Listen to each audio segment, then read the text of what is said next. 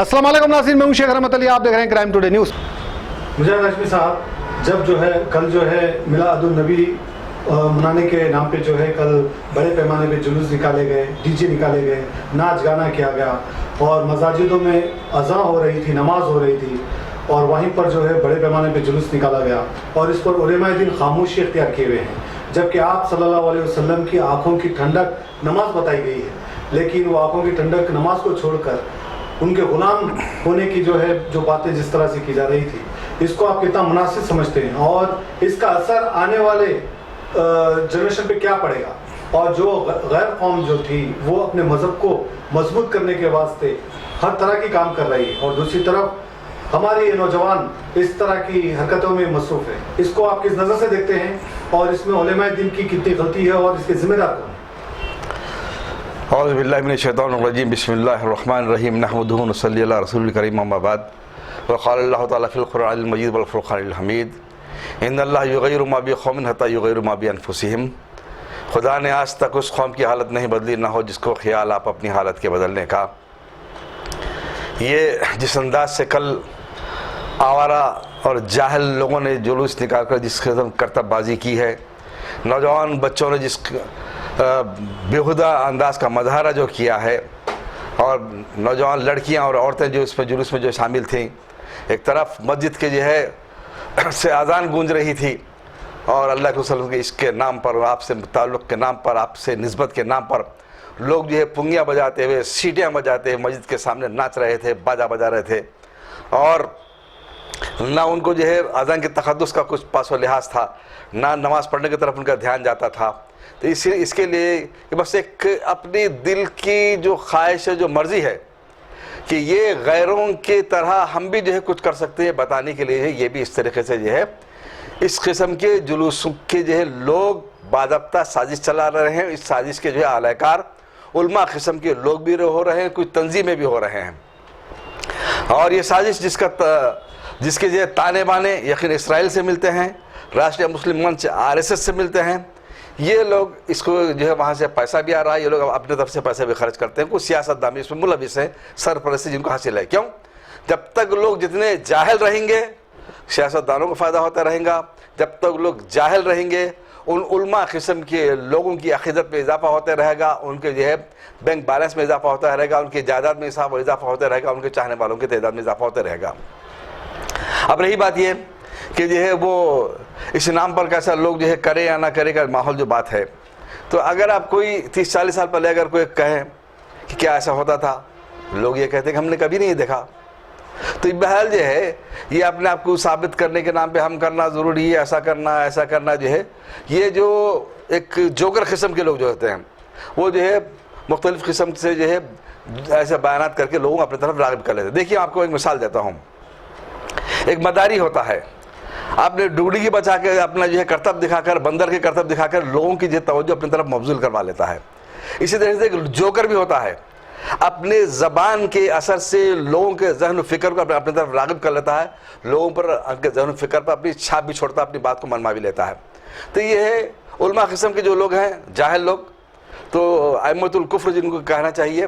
तो ये जाहिल लोग ऐसा करना क्या है, ये है ऐसे बोल के जो है लोगों के जो ऊपर नक्शा खींचते हैं। समझिए आप मेरा इशारा किस तरफ है, मैं आप लोग समझ रहे होंगे। तो ये जाहिल लोग जो है जितने जाहिल रहेंगे उनको जो है आमदनी में इजाफा होता रहेगा। ये जाहिल जो है इस अंदाज से लोगों की जो है तरबियत कर रहे हैं, जहनों को बना रहे हैं और अपनी शोहरत में इजाफा कर रहे हैं, अपने माल दौलत में इजाफा कर रहे हैं, अपने चाहने वालों की तादाद में इजाफा कर रहे हैं। जितने भी बच्चे और नौजवान बच्चियाँ ख़वातीन रात में 2-3 बजे जो नाचते रहे, तो उनका पासो लिहाज उनको जो ये नसीहत कभी नहीं कर सकते। इस वास्ते कि नसीहत के नाम पर अल्लाह के हुदूद को कबूल करना पड़ता है, शिर्क को बिदत से आपको दूर रहना पड़ता है, बिदत को बिदत कहना पड़ता है। लिहाजा बिदत ही जब इनकी बुनियाद जब है, बिदत ही इनका जब कारोबार जब है, बिदत ही इनका पूरा जो है दरमदर जब बिदतों पर जब है, अपने कारोबार का, अपनी शोहरत का, अपनी अजमत का, अपने रोब दबदबे का, और यहाँ तक कि इस्लाम दुश्मन ताकतों से जो है ताल्लुकात का, वो पुलिस के मकबर की हैसियत से क्यों ना हो, या जो है बड़े बड़े ओहदेदारों से जो है उनकी जो गुलाम की हैसियत से क्यों ना हो, या जो है इसराइल या यहूदियों की जो है ताल्लुकात क्यों ना हो, या कहीं जो कहीं भी इस्लाम दुश्मन तंजीमें जो हैं उनके आलाकार की हैसियत से इनका अपने दर्जों को बुलंद करना क्यों ना हो, या अपनी ताकत बढ़ाने के लिए इस अंदाज को इख्तियार करते हैं। जाहिर है इस अंदाज से खुद ब खुद अपने आप को जहन्नुम में भी जाएंगे और दूसरों को भी जहन्नुम में लेके जाने के ये जो है इस अंदाज को इख्तियार करते हैं। अब रही ये बात कि मैंने आपको मिसाल दी, अब सामने के जो माहौल है, क्या इन जाहिलों को कभी दिखाई देता है, इन उलमा किस्म के लोगों को जो लोगों को अपनी तरफ राग़िब करते हैं कि शहर में जो है जुलूस निकाले जा रहे हैं इस्लाम दुश्मनों की जानिब से, उन नौजवानों के जिस्मों की हालत देखिए, उन नौजवानों की तरबियत की हालत देखिए, उन नौजवानों के जहन की हालत देखिए, उन नौजवानों के अज़्म और हौसले की हालत देखिए। खुलेआम वो जो है हथियारों की पूजा कर रहे हैं, हथियारों का जो है वो मज़ाहरा कर रहे हैं चलाकर हथियार। इस बात का प्याम लोगों को दे रहे कि हम हथियारों से आपको काट कर जो है टुकड़े कर डालेंगे, आपको जो है तहस नहस कर रख देंगे, आपकी नस्ल कुशी करेंगे, आपकी इबादतगाहों को तो बर्बाद करके रख देंगे। ये तैयार हो चुकी वहाँ पर नस्ल। ये सिर्फ तो तलवार तो सिर्फ दिखावा है आपके लिए, लेकिन मैं आपको इस जानिब तवज्जो दिलाना चाहता हूँ। शहर में मक्का मस्जिद में जब बम धमाका हुआ, ऐसे कई बम धमाके जो है जिसको इस्लाम दुश्मन ताकतों ने इस बात को कबूल इकबाली बयान दिया कि हमने बम रखे थे, हमने बम धमाके किए हैं। ये बम धमाके होने दीजिए, हर असली हथियार AK-47 राइफल होने, एक से एक असली हथियार उनके पास मौजूद है, तरबियत उनके पास मौजूद है, चलाने वाले उनके पास मौजूद हैं, उनको जो कहा चलाना चाहिए वो आता है, सब कुछ आपके पास मौजूद है।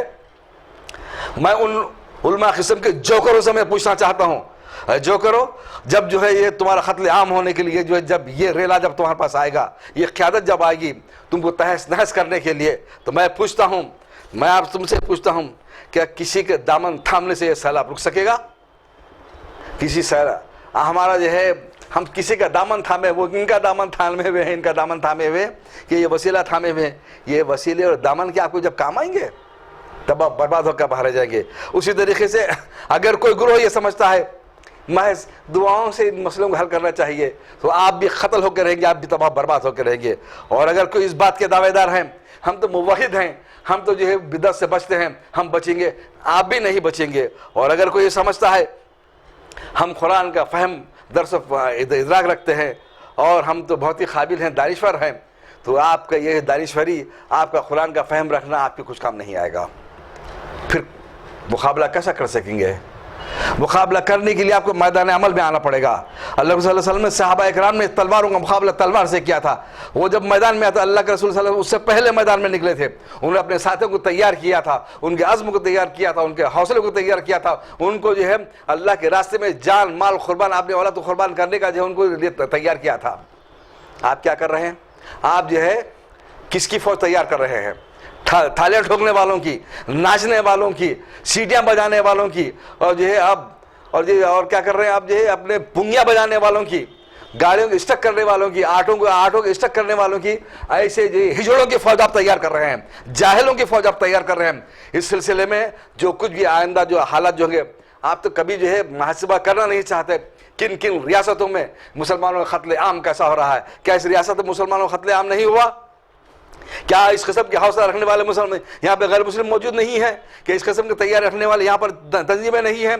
क्या उनके पास जो है हथियार नहीं है?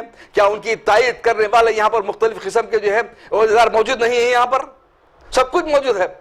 लेकिन जो बेवकूफ़ रहना चाहता है, जो क़ाबिल गफलत में सोना चाहता है, तो अगर ये समझता है कि जो है वो कुत्ते बिल्ले की मौत मारे जाएगा, अरे इस क़ाबिल गफलत में न रहना, कुत्ते बिल्ले तो चकमा देकर भाग जा सकते हैं, लेकिन इस किस्म की हरकत में मुलविस रहने के बाद, ऐसे क़ाबिल गफलत में रहने के बाद आपको उतनी इज्जत भी नहीं मिलेगी, उतना मौका भी नहीं मिलेगा, गाजर मूली की तरह काटे जाओगे, गाजर मूली तरह काटे जाओगे। क्या आप अल्लाह के रसूल सल्लल्लाहु अलैहि वसल्लम से मोहब्बत की आप दावेदारी करते हो?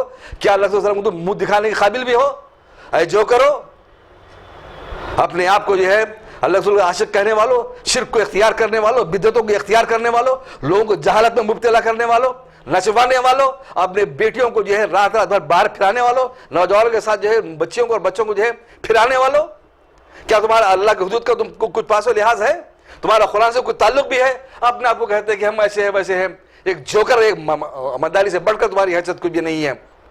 लिहाजा अगर तुम नहीं संभलोगे, अपने जो है ताल्लुक अल्लाह से मजबूत नहीं करोगे, अल्लाह के वसल्लम से मजबूत नहीं करोगे, अल्लाह की सीरत को नहीं पढ़ोगे, कुरान को समझ कर नहीं पढ़ोगे, उन खुदूद पर अपने आप की तैयारी नहीं करेंगे, अपना नज़म नहीं करेंगे, अपने जहनों को तैयार नहीं करोगे, अपने जिस्मों को तैयार नहीं करोगे, अपने मोहल्लों में इत्तेहाद नहीं पैदा करोगे, अपनी सफ़ों में इत्तेहाद पैदा नहीं करेंगे, और तुम मुनाफिकों से लड़ने की तैयारी नहीं करेंगे, तुमने जो चीज़ तैयार की है वो मकबरों को तैयार किया है। आज मकबर जो गलियों को सजा कर ये कहते हैं कि हम उनको चाहने वाले बच्चे पैदा होते हैं। क्यों?